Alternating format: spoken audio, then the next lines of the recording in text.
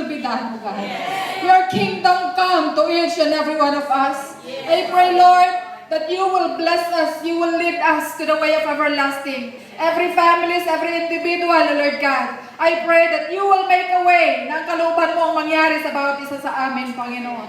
Tumitingala kami, Panginoon, dahil ikaw ang aming Diyos. And unto you alone we trust. Unto you alone, Lord, we put up, Lord God, our life, Lord God, because you alone knows what's best to us, Lord God.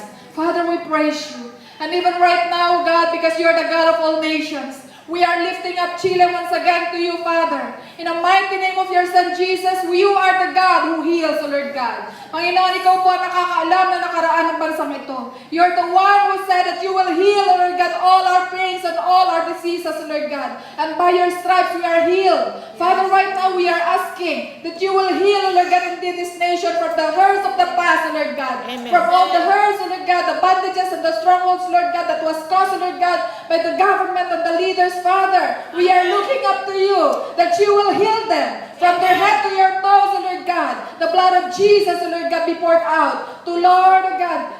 Bring healing unto the scars, Lord God, not only physically, but emotionally and mentally, Lord, and most especially spiritually. Father, we are praying that indeed, Lord God, as you are faithful to this church, you will visit the churches, Lord God, in Chile, Lord. Oh God, in the mighty name of your Son, Jesus, we pray that you will bless your churches.